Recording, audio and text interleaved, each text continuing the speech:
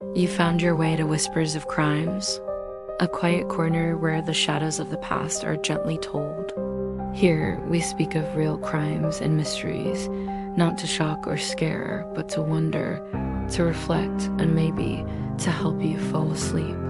So close your eyes, let your thoughts slow down, and come with me into tonight's case.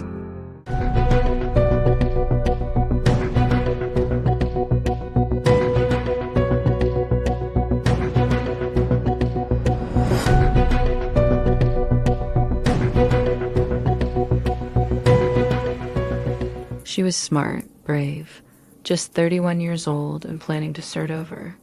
But on a quiet September day in 2021, Fawziyah Javed fell from the rocky cliffs of Arthur's Seat, one of Scotland's most iconic landmarks. At first, it looked like a tragic accident, until she whispered the truth to paramedics with her final breaths. What followed was a murder investigation that exposed a hidden world of domestic abuse, control, and a woman's chilling final act of courage. This is not just a story about a death, it's a story about strength, silence, and the brutal reality some victims face when they try to leave. Chapter 1. Fawziyah, a woman with a future. Fawziyah Javed had a life many admired. Born in Leeds, England, to a loving and supportive family, she was known for her intelligence, independence, and radiant kindness. A law graduate and an employment tribunal officer, Fawziyah wasn't just well-educated. She was fiercely determined, grounded in her values, and passionate about helping others, especially women facing injustice. She had built a life of dignity and meaning. Friends described her as someone who listened intently, smiled often, and carried herself with quiet confidence. To meet her was to instantly like her, but even more than that, to respect her. Yet beneath that poise, Fawziyah was carrying a burden few saw. Her marriage to Kashif Anwar had become toxic. What may have begun as a loving relationship gradually turned into a prison. Anwar was controlling, manipulative, and emotionally volatile. Over time, his behavior became violent. Fawziyah was verbally abused, physically assaulted, and emotionally cornered, but she wasn't passive. Fawziyah did what so many victims of domestic abuse struggle to do. She documented the violence, reached out for help, and began to plan her escape. She made reports to the police. She consulted with lawyers. She even told friends and her mother, "If anything ever happens to me, it will be because of him." She wasn't being dramatic. She was being careful because she knew how real the danger was. Chapter 2. A trip marked for escape. September 2021. Fawziyah and Kashif planned a getaway to Edinburgh, a weekend trip that was supposed to look like a couple trying to reconnect. But it wasn't about love or healing.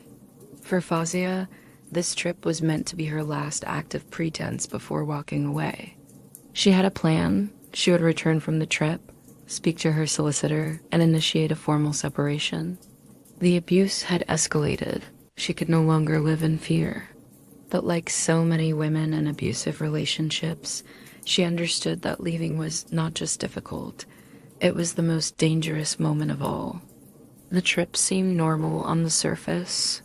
They checked into the Residence Inn in Edinburgh, visited local attractions, dined in restaurants. But Fawziyah had confided in her family that she was only pretending. She was trying to stay calm, to avoid triggering Anwar's rage, and just get through the weekend. To outsiders, they looked like any other couple. But behind the photos and polite smiles was a growing storm. Fawziyah knew her time with Anwar was coming to an end, but she didn't know that he had made a very different plan. Chapter 3. Death on Arthur's Seat. Arthur's Seat rises sharply from the heart of Edinburgh, a rugged, ancient hill with sweeping views of the city and surrounding countryside. It's a popular destination for locals and tourists alike, with winding trails and craggy cliffs. It's also dangerous if you're not careful, especially near the summit. On September 2nd, Fawziyah and Anwar made their way to the top. There were no warning signs, no dramatic arguments, no scene. Just a couple walking a trail. Then everything changed. A loud scream pierced the air. Hikers nearby heard it, sudden, desperate, and terrifying. People rushed to the edge and saw her, Fawziyah, lying broken at the bottom of the slope. Her body battered by the fall, motionless except for shallow breaths. Emergency services arrived quickly. To their astonishment, Fawziyah was still conscious, though critically injured. And in those precious moments when most people would be fading into shock, she did something incredible. She told paramedics the truth. "He pushed me," she said. That short sentence changed everything. With what little life she had left, Fawziyah exposed her killer. She gave the authorities a path forward. And then, just hours later, she was gone. Chapter 4. The investigation begins. Fawziyah's death rocked the city, not just because it was violent, but because of the courage it took to speak out in those final seconds. Her statement triggered a full-scale investigation. Kashif Anwar was arrested that same day, and police began unraveling the truth. Anwar denied everything. He claimed it was an accident, that she slipped, that it was horrible and tragic, but not his fault. But the evidence was already piling up. Fawziyah's phone contained hundreds of messages and recordings documenting his abuse. She had reported him multiple times to the police. She had photos of injuries. She had even created a log of events in case something ever happened to her. The couple's walk to Arthur's Seat wasn't spontaneous. It was deliberate. Investigators examined the terrain. The slope where she fell wasn't a gentle path. It was a drop, steep, unstable, and treacherous. Witnesses saw the two arguing near the edge. Some reported hearing shouting just moments before the scream. But more than anything, it was Fawziyah's words that told the story. Her dying declaration, legally admissible under Scots law, held enormous weight. She had named her killer, and the rest of the evidence only confirmed what she had said. Police pieced together a tragic timeline. A woman trying to survive, trying to leave, and a man who couldn't let her go. Chapter 5. A courtroom for the silenced. In April 2023, Kashif Anwar stood trial at the High Court in Edinburgh. The trial was swift but emotionally devastating. It wasn't just about proving murder.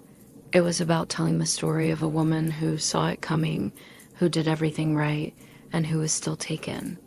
The prosecution laid out Fawziyah's meticulous planning. She had gathered evidence of abuse, confided in friends, spoken to domestic abuse services, and legally prepared for divorce. She was careful. She was brave. She was ready to leave. The defense tried to argue that her fall was accidental, but their case crumbled under the weight of testimony, digital evidence, and most of all, Fawziyah's final words. Witness after witness described a controlling, jealous husband.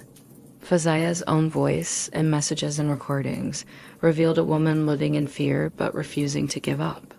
When the jury returned, they didn't take long. Kashif Anwar was found guilty of murder. He was sentenced to life in prison with a minimum of 20 years. The courtroom fell silent. Justice had been served, at least in the legal sense, but no one was celebrating. The cost had been far too high. Chapter 6. Echoes of a voice in the aftermath. Fawziyah's name became a symbol of both pain and power. Her mother, Yasmin, stepped forward not only to mourn but to fight. She spoke at vigils, at conferences, to the media, ensuring the world knew who her daughter was and why her death must not be forgotten.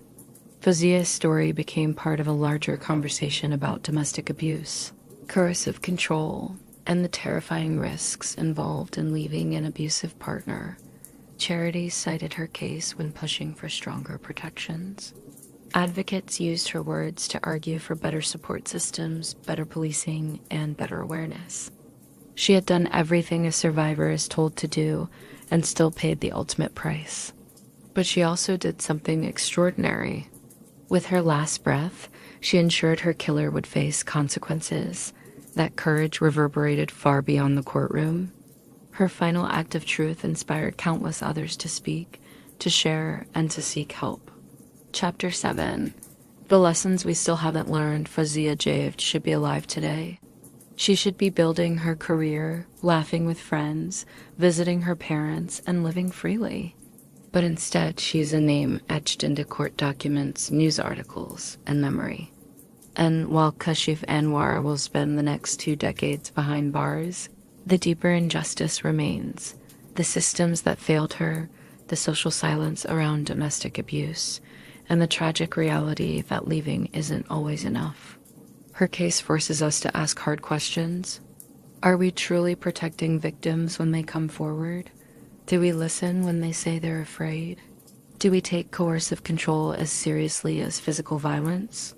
Fawziyah's story cannot end with her death. It must live on as a call to action, a call to believe survivors, to act swiftly, and to never dismiss a quiet voice saying, "I'm in danger." She was silenced, but she spoke. She was dying, but she told the truth. And in the end, Fawziyah Javed ensured her story would be heard, not as a victim's tragedy, but as a woman's final stand for justice. That's all for tonight's story. Another thread in the web of true crime, quietly unraveling as the night goes on. If you're still with me, thanks for listening. And if sleep has already taken you, may your dreams be peaceful and your mind at ease. I'll be here next time by the fire with another story waiting to be told. Good night, and don't forget to lock your doors.